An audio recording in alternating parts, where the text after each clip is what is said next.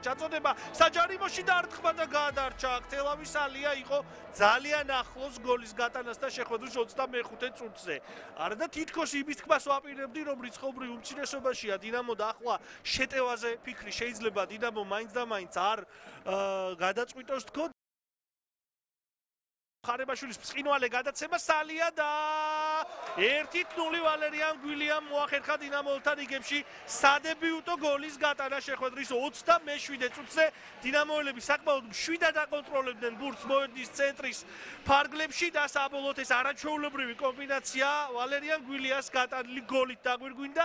წინა შეხვედრაში კოლხეთთან მან საგოლე გადაცემა გააკეთა, როდესაც მორჩილაძეს გაატანინა ბურთი და აქ უკვე თავად შეძლო გატანა.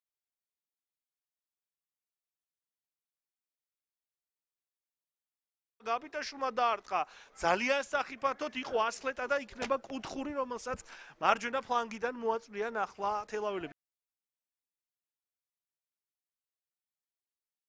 ბრწყინვალე გადაცემა მორჩილაძე არის შანსი დაარტყმა და 2-0 დინამოელები უკვე 2 ბურთის სხვაობით გადიან წინ. თორნიკე მორჩილაძეს გააქვს გოლი, არ აღნიშნავს, რა თქმა უნდა, იგი გასულ სეზონში თელაველთა შემადგენლობაში ითამაშობდა. უშუალოდ მორჩილაძემ კი ამ სეზონში მეოთხე გოლის გატანა მოახერხა მას.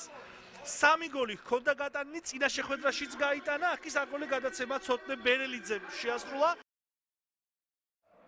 დინამოელები ამ ძალიან კარგი ფორმის შენარჩუნებას ეცდებიან. აქ კი თელაველები უტევენ ძალიან სახიფათოდ, ჯივიძე შედის საჯარიმოში, ჩაწოდება და 2-1 თელაველება შეძლეს ანგარიშის სხვაობის შემცირება.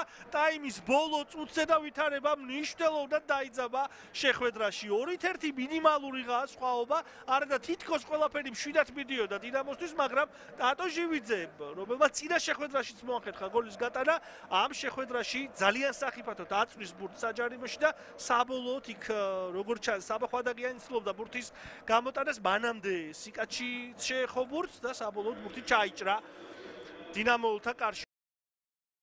დინამოელებს ექნებათ შანსი, რომ ეს ეპიზოდი გაამწვავონ. კანკავა უკან გადაცემა ბერელიძე ეს პასი უკვე აღარ გამოვიდა ზუსტი, თუმცა დაეწია ამ ბურთს გვასალია, დატოვა თამაში, მაგრამ აღარ გამოვიდა ზუსტი ეს პასი და ჯადული იობაშვილი გზავნის ბურთს აქ დინამოელთა კარისაკენ, თუმცა გადარჩა აქ დინამო ძალიან მცირე მანძილით აცდა ბურთი დედაქალაქელთა კარს. გაბიტაშვილმა დაარტყა და სტეფან სიკაჩი გუნდის მხსნელი 52 წუთზე საოცარი დაარტყმა გაბიტაშვილის შესრულებით და საოცარი თამაში მოლდოველი მეკარის შესრულებით. ნახოთ ახლა დინამოელთა შეტევა რამდენად აღმოჩნდება. საგოლე კარგი შეტევა და თანდილაშვილი მოქმედებს ძალიან კარგად აქ და ახერხებს თავისი გუნდის გადარჩენას აშკარა გოლისგან, რადგან ეს შეტევა იყო უაღრესად მწვავე. ხარებაშვილი გადიოდა დასარტყმელ პოზიციაზე და ეს არ იყო პირველი შემთხვევა, როდესაც ხარებაშვილი მსგავსად აქტიურად და სწრაფად ჩაერთო იერიში და ბოლო აკორდის შესასრულებლად ემზადებოდა მასპინძელთა 16 წლის მარცხენა ფლანგელი. ჩაწოდება საჯარიმოში. ჟივიძე ცდილობდა გატანას, დარტყმა იქნება კარიდან, გადარჩა ამ ეპიზოდში დინამო თბილისი.